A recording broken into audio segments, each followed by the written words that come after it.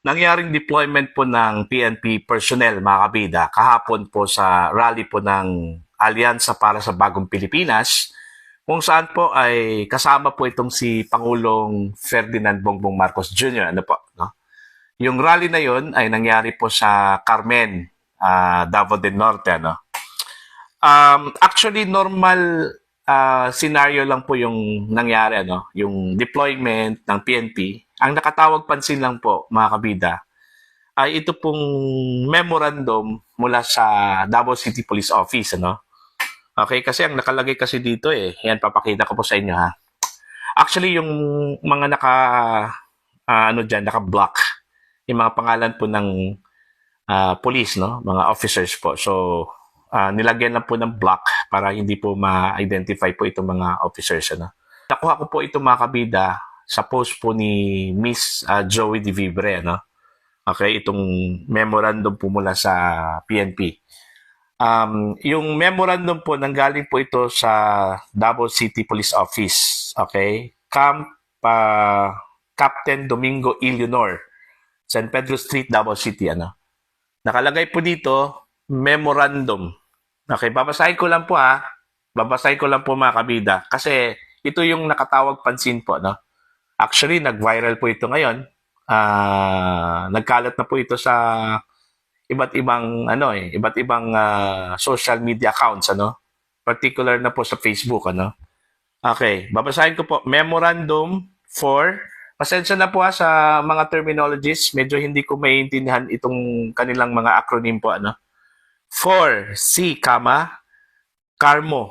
or CARMU, FC, first and second CMFC. Alright? From C, COMU. Subject, ito.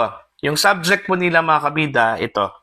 Addendum for security deployment during the Code 1 visit in Davao del Norte. Ibig sabihin po ng Code 1, malamang si Pangulong Ferdinand Bongbong Marcos, ano?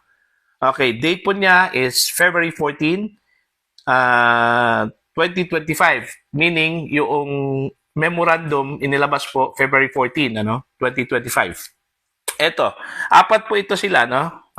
Yung purposes po. Alright? Dito tayo sa number 4, mga kabida. Okay? Sa number 4, medyo ito yung controversial. Babasahin ko po yung orange na highlight, ano? Babasahin ko po, mga kabida. All detailed PNP personnel must wear civilian attire with touch of red, without firearms, and must assemble at DCPO parade ground for accounting by duty SDO, DO, on February 15, 2025, tomorrow at 8 a.m. prior to dispatch. Meaning, kahapon po ito, ano? Alright? So ito yung controversial masyado, ano? Yung mga police personnel na dineploy po ng Davao City Police Office po, mga kabida, okay, ay pinasuot po ng civilian attire. Hindi ho PNP uniform. Okay? Ang tanong kasi ho dito, kung ang kanila hong objective dito is to secure the rally area, bakit ho naka-civilian attire? Dapat po naka full uniform ito hong mga police, ano? Although normal lang po, mga kabida, sa mga ganito pong mga events, may mga malalaking events po na kung saan po ay kailangan po ng presence po ng PNP, ano? Nagdi-deploy talaga yung police, ano? Yung PNP para ho sa mga malalaking events katulad ho dito, ano? Rally po ito no? So expected, mga kabida, marami hong mga tao, ano? Pag rally. So kailangan po ng deployment po ng PNP in order to secure the place and to maintain the peace and order, ano, of the place. Yun yung purpose, okay? Pero dito, yun nga, nagtataka lang po ako. Hindi lang ako marami po. Marami hong nagtatanong, yung mga online netizens po natin, ano, nagtatanong din sila kung bakit ganito. Ito po yung ginawa po ng PNP. Pinasuot po ng civilian attire itong mga police. I don't know kung sila po ba ay mga intel officers, no? Usually kasi pag mga intel officers, hindi ho naka-uniform yan, ano? Naka-civilian attire lang talaga yan in order them not to be identified, no? Na sila po ay police, ano? Sila po ay intel officers, ano? Pero dito lang ako nagtataka mga kabida, bakit ho red? Pinasuot po ng red? Alam naman po natin, yung red color is identified yun kay PBBM. Okay? Identified yun para kay PBBM eh. Okay lang sana kung pinasuot po sila ng civilian. Okay? Kahit anong color. Kahit anong attire. Basta civilian attire. Okay lang yun. Maintindihan po natin yun. Kasi mga pulis yan eh. Most likely, baka mga intel officers yan. Ano? Pero kung yung utos po sa kanila with touch of red, kung nakapula, ibang usapan yun, ano? Ito, ipapakita ko po sa inyo, ha. Ito pong post po ni Miss Zoe De Vibre, ano? Okay, yan. Naka-red yan lahat. Yan ay mga pulis. Okay? Most likely, mga nasa ano yan eh, sa loob po ng kampo, ano?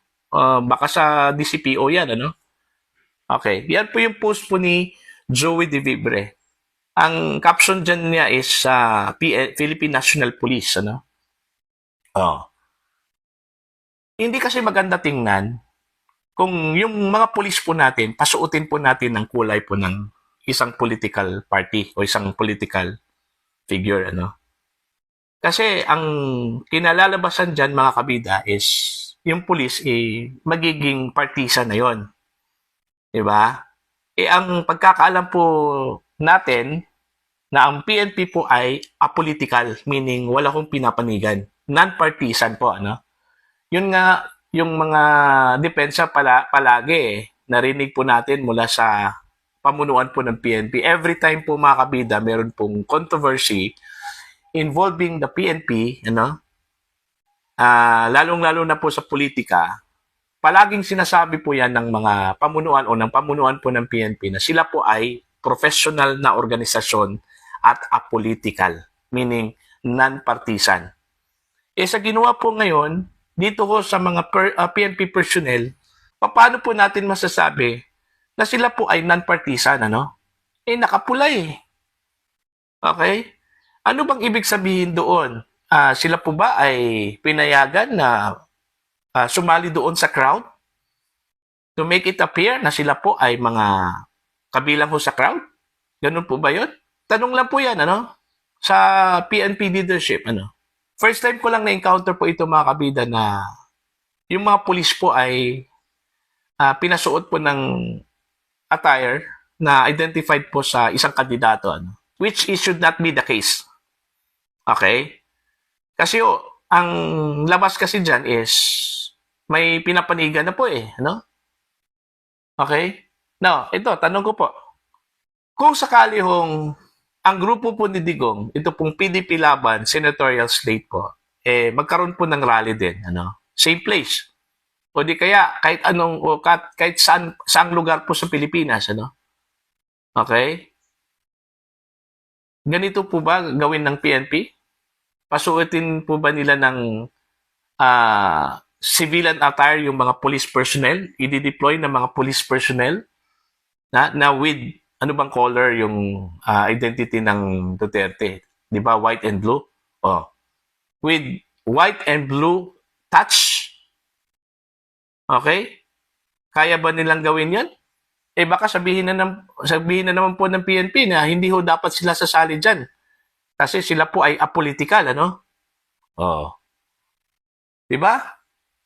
So yun dapat pong ipaliwanag po ng PNP kung bakit nagkaganon. Kasi ang impression kasi ng karamihan po mga kabida, ginamit po yung mga pulis. Okay? Dito ho sa politika, sa isang political rally. Which is, it should not be the case because the PNP is apolitical, a non-partisan organization. Yun yung totoo doon, ano? Kaya nga, nung nabasa ko itong memo, dito ako nawindang talaga ako dito mga kabida. Pinasuot ko ng attire with red touch, ano? First time ko lang ito na-encounter, ano? Sa talambuhay ko po mga kabida. Ngayon ko lang na-encounter ito na isa pong deployed PNP personnel ay pinasuot po ng ah, civilian attire na with color na identified sa isang kandidato. Ano? Okay. Now, ano bang ginawa nila doon? Yun yung tanong. Anong ginawa ng mga pulis doon? Nakabantay ba sila doon? Nasa paligid lang ba sila? Or nasa gitna? Di ba? So, pwede din sabihin nila na strategy namin yan. Kasi pinasuot namin sila ng civilian attire with touch of red para hindi po isipin ng mga tao doon ay sila po yung mga pulis. Ano? Ang purpose lang po nila doon is to secure the place, magbantay, magmanman, para walang makalusot po na mga unscrupulous people, yung mga may isip kriminal, ano? Pwede ding sabihin nila yan, ano? Yun nga very, weird masyado, ano? Very weird talaga na pinasuot po ng red color na identify po ni PBBM yung color na yun. So, ang nangyari po dito ngayon is naging political na po itong pulis, ano? Naging partisan na po ang pulis. Hindi naman po ako naniwala po mga kabida na wala akong nakakilala po sa kanila doon. Yung mga taga Davao yan eh. Kahit sabihin po natin Davao City, galing Davao City yan. Pero I'm sure, iilan siguro sa kanila doon eh, may kakilala doon eh. Di ba? So yun, dapat ipaliwanag po ng husto yan ng PNP.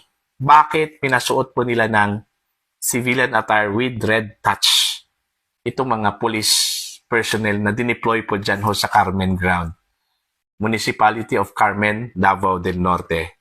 Kahapon po, during the rally po ng Alyansa para sa Bagong Pilipinas.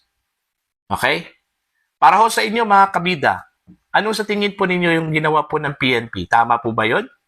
Na pinasuot po nila ng civilian attire with red color, which is identified po kay PBBM?